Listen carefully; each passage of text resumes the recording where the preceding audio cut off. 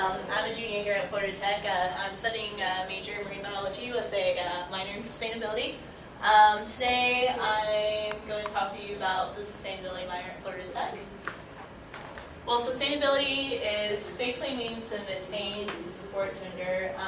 The Brundtland Report was one of the first reports on sustainability. As you can see, the definition is development that meets the needs of the present without compromising the ability of future generations to meet their own needs.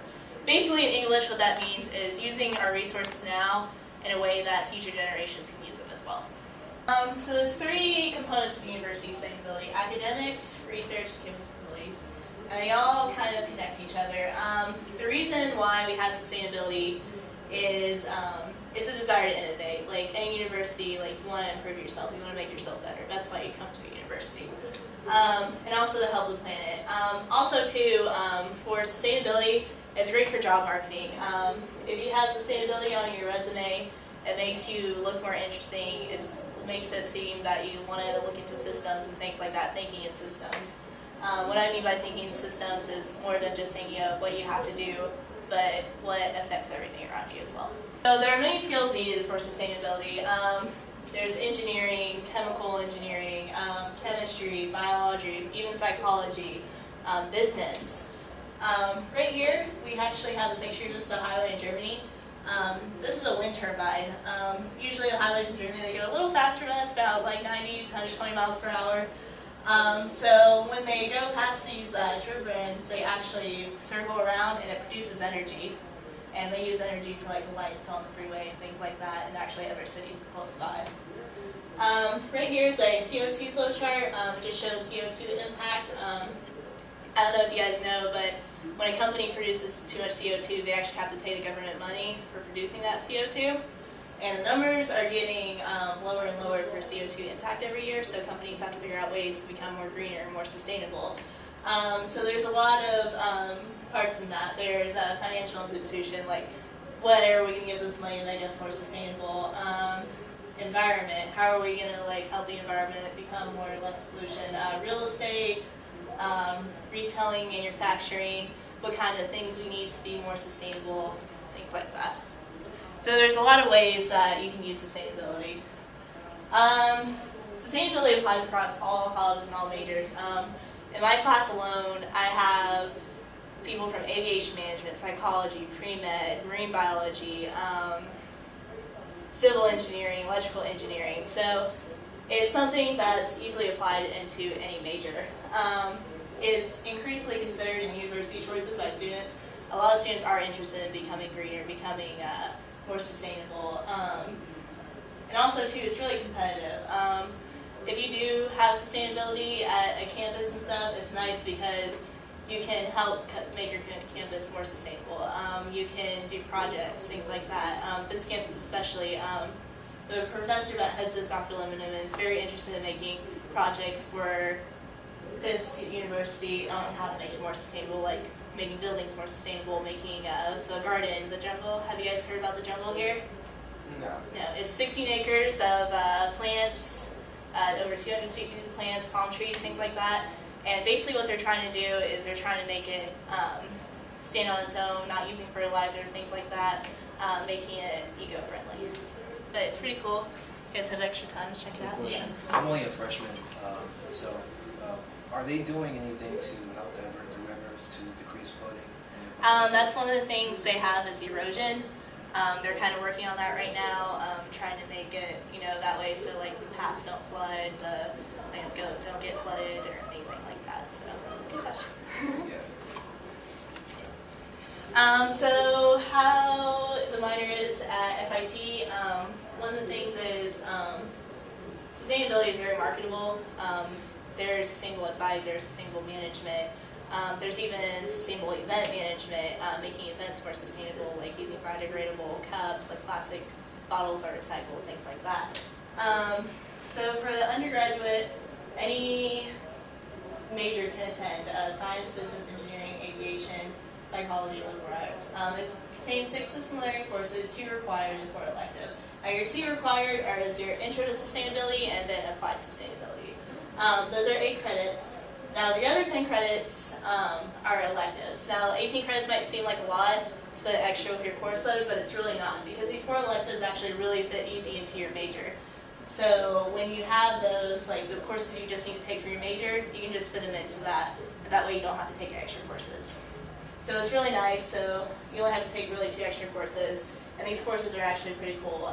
I'm taking the Intro to Sustainability right now, and it's really like simple, like we're just kind of learning like how like global warming, government, politics affect sustainability, things like that. But like I said, it's with planning and stuff, it's easy to fit courses in the curriculum, and it's very interesting. This is the sustainability website, so if you guys get bored, not on Facebook, you can come check this out. They have a little description of the minor. They also have a description of the Introduction to Sustainability and Applied Sustainability, which are 2 required courses. And we also have 2, if you're really, really interested, course planning out worksheet, and you can like work it out with your major and things like that. So if you guys go check that out, it'd be awesome. So here are some sustainability elective options. And this isn't just like 1 page, there's actually 4 pages of this, but I didn't feel like putting all these on the slide because I'm pretty sure you guys don't want to read all of these. But it's really easy to fit into your major. There's environmental sciences, social sciences, technical electives, things like that. And basically, most of these classes you would have to take, so you would just put them in there. Just like I said, very easy to fit into your major. So here at Florida Tech, we do have a lot of research activities. One of the things that are when you're in your class, you actually get a project. And this is any project you can think of. You can do recycling, you can do a LEED certification, you can do basically anything you can think of and can do, you can do it. Currently right now, I am working on my project. I'm actually off campus working on a project. I'm going to make marathons more sustainable. Just doing things like recycling tennis shoes, using recycled toilet paper in porta potties, using green chemicals in porta potties, using bikes as the runners instead of cars in front, things like that. So, so like I said, like there's a lot of projects you can do on campus, off campus. The guy who's the head of it, Dr. Lindemann, he's really helpful in helping you find your projects. So if you're really interested, he'll help you out. But some of the projects we have is ecosystem monitoring, conversation, cybersecurity, coastal management, groundwater quality, hurricane risk, recycled materials, aquaculture food, and ornamental fish species. That's one's actually pretty cool. He only uses local fish for the ornamental species, which helps not produce like any faraway distance of species or anything like that. But also too, the aquaculture food he uses from local vendors and things like that. The Fish and Wildlife Foundation, they have to do like fishing checks and things like that, and sometimes get extra fish.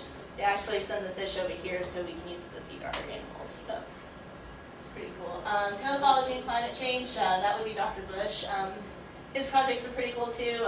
He looks at millions of years of old dirt and looks at climate change from the dirt. So he's been looking at previous ice ages, things like that, and if they can occur again. So. And also, the last one, green chemistry, is really important because that's kind of where you get a marketing standpoint. Green chemistry is making products biodegradable, making products that don't have CO2 emissions when you produce them or when you have them, and also to making products that are green friendly. So, pretty cool. So this is what I do. I'm interested in marine sciences and coastal management. I do a lot of coral reef ecology.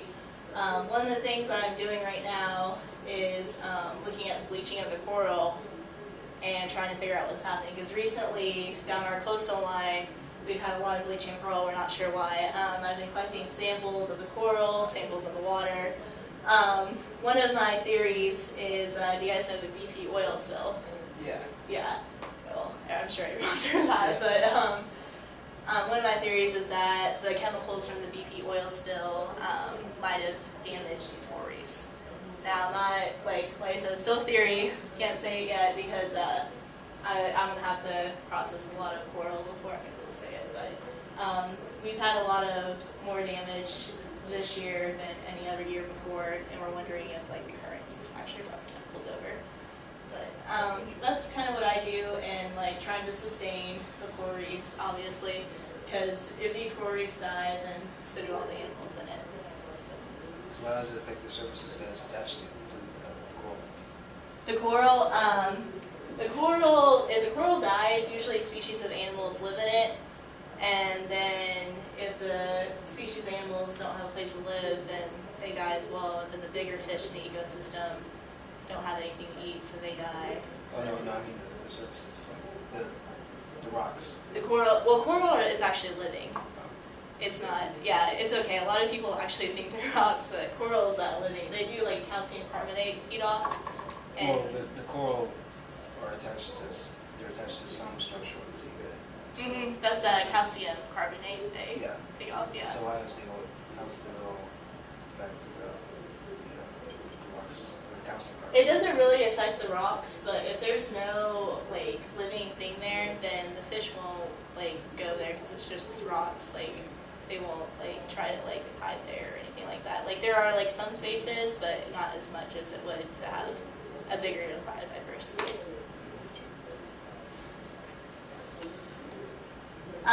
Like I said, sustainable chemistry is a big one.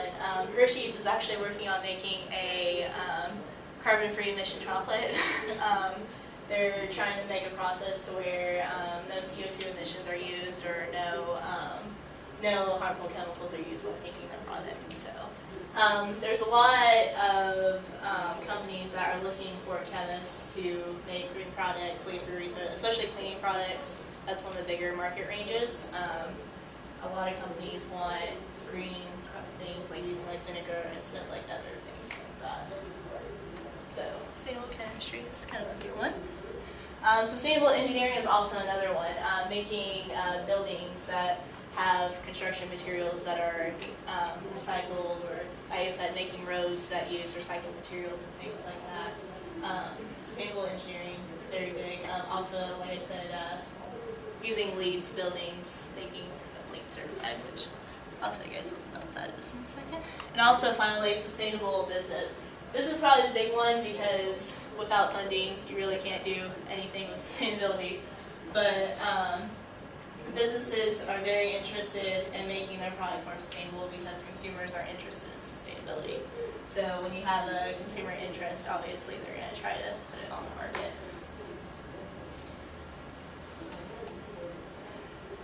So our campus is working to become sustainable. We have 2 new central water plants, and they actually power up the Olin buildings. Have you guys been there today? Yeah. Well, Not there, but do you know where they are? Kind of. which buildings? The Olin buildings. One of them has like a large telescope on top, and then there's like the life science building. No? Okay. That's okay. But there are 3 really big buildings on campus, and they are the central ones powered by this water plant, and it helps us save electricity, 27%. We also have office lighting motion sensors, and so that obviously helps, and also solar film to kind of help keep the cool air in and keep the heat out. But we've actually reduced our carbon emissions by 6,500 tons, which is a lot, but it's a start. We're slowly becoming more and more sustainable as like the miner gets bigger. But this is my favorite. This is the solar-powered maintenance fleet. A few years ago, a student had an idea for a project to use solar-powered cells to power up the carts. So what they did is they built the solar panel, and now all the carts get powered by the solar power at night. And when the carts are running out during the day, they actually use this power and sell it to FPL, which is the electric company. So they kind of actually make a profit from having it, which is very cool. And it's also sustainable. This is what I was talking about, the botanical gardens of Jungle. 16 acres of 2 miles of track, 200 species of palms, bamboo. And what they're trying to do here is, like I said, the erosion problem you were talking about earlier. Trying to make sure that it doesn't flood, and also to making sure that the plants are sustainable, and like we don't have to use like pesticides, any chemicals, things like that. And there's a lot of things you can do that like that. You can like introduce different kind of species in there. You can do a lot of things to help make that better.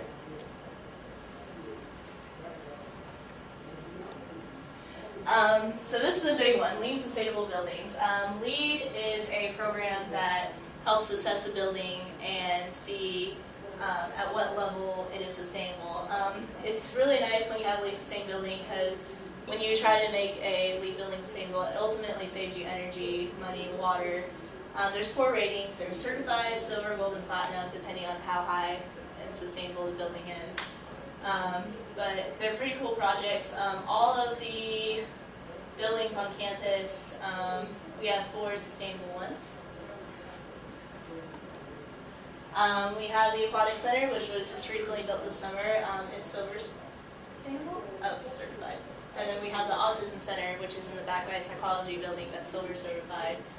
The roof center was actually certified by a student. His name's Helmet. That was his project last year, and he made it sustainable.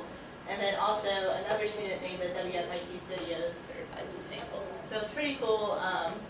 Like if you're actually interested in making anything on here sustainable, you can.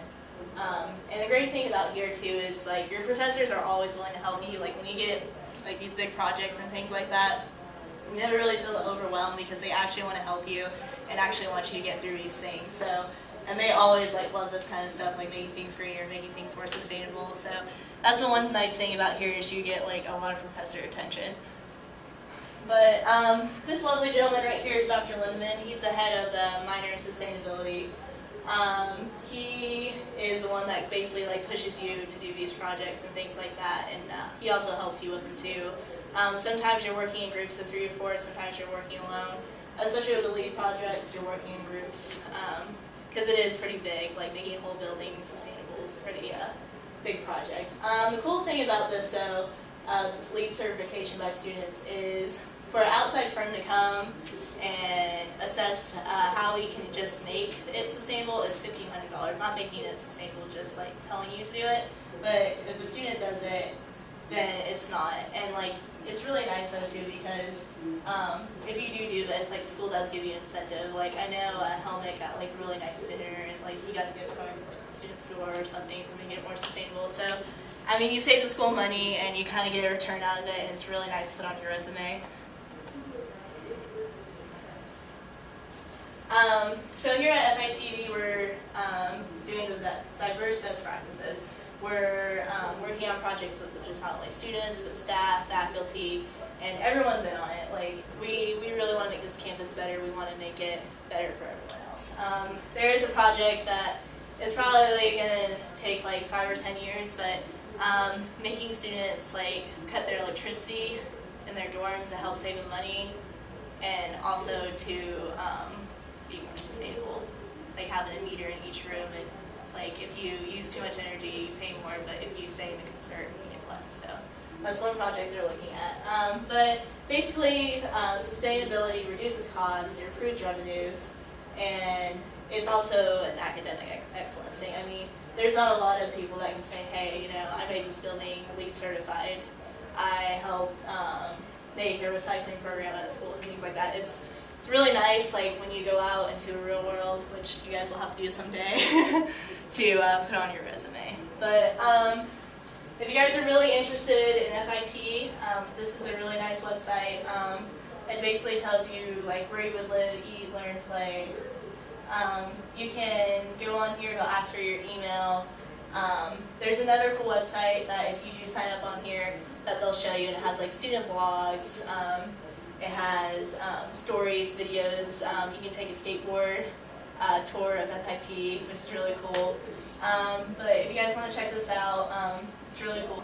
Okay, well before you guys go, I'm going to show you a little video.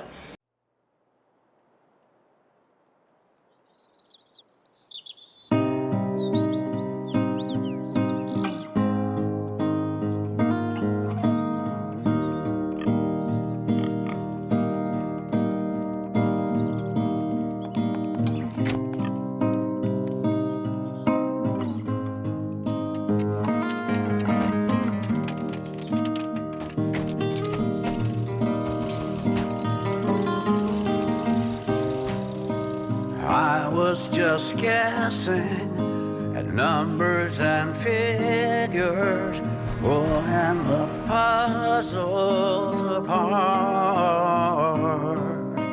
Questions of science, science and progress don't speak as loud as my heart. Nobody said it was easy. It's such a shame for us to part. Nobody said it was easy.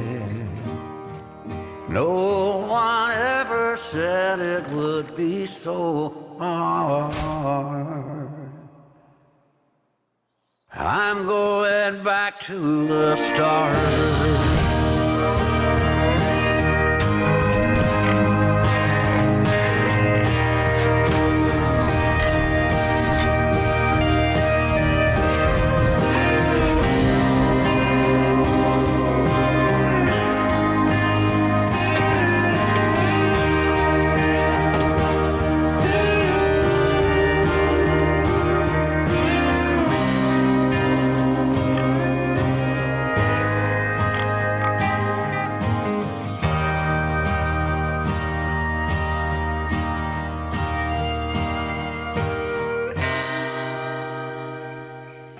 And basically that was just to show you guys that there is a lot of companies that are interested in making sustainability a reality. So if you're really interested in making sustainability, it's not just businesses, it's not just here, it's at home, it's showering 5 minutes less, things like that.